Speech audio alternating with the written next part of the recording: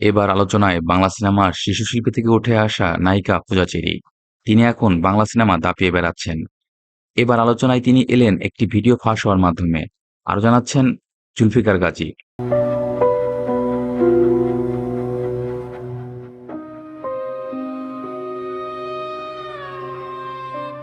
অনেক ছোটবেলা থেকেই অভিনয় করে যাচ্ছেন পূজা চেরি।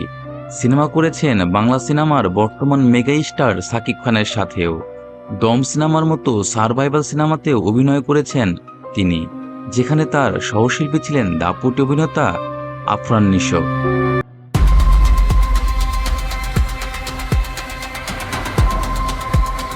সেই পূজা কিনা এবার আলোচনায় এলেন একটি ভিডিওর মাধ্যমে। কিন্তু এই ভিডিও কই থেকে এলো? নেটিজেনরা বলছে এটি কোনোভাবেই বাংলাদেশের কোনো জায়গা নয়। তাহলে কি তিনি সম্প্রতি দেশের বাইরে গিয়েছিলেন? পূজা বিভিন্ন সময় বলেছেন তিনি এখন সিঙ্গেল নন, কোনো এক ব্যক্তির সাথে তার এঙ্গেজমেন্ট পাকাপাকি হয়ে আছে।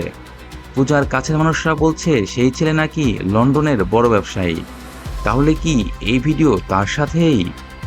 এই ভিডিওতে পূজার গঠনের মতো একটি মেয়েকে এবং অজানা এক পুরুষকে একসাথে অঙ্গতরঙ্গভাবে দেখা গেছে।